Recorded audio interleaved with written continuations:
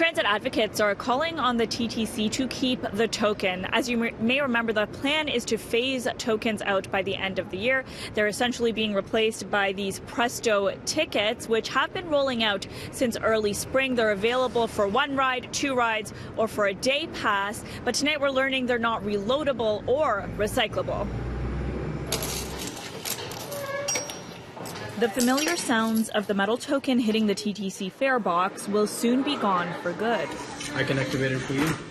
Tokens are essentially being replaced by these limited-use Presto tickets, which aren't reusable or reloadable. They expire after 90 days, and with a small magnetic chip inside, they're not recyclable either. Tokens never expire. You can reuse them.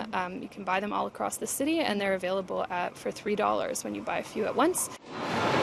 Presto tickets are more expensive than tokens, available for cash fare.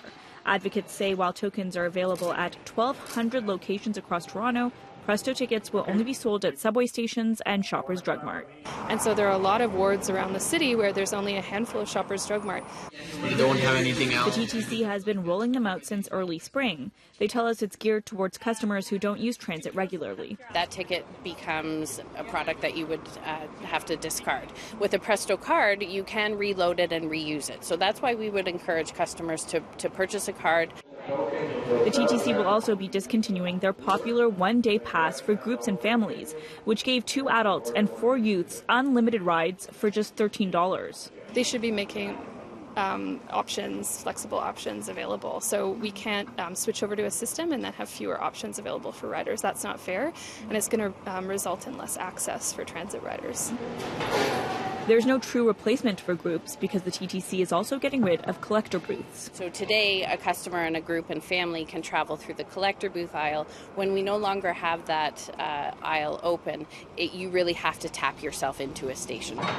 So far, 10 stations have transitioned away from booths to a customer service agent model. The TTC is looking to move more stations to that model early in the new year. The customer service agents are front and center at the fare line to directly help our customers. From what I've heard and seen in the stations that do have this model, it's working quite well. Tokens will be available until the end of the year. They'll be sold until the end of the year, rather, and customers can still use them next year, but after this year is over, they'll no longer be available for purchase. Bulk token purchases will still be available for schools, hospitals, and social services like shelters.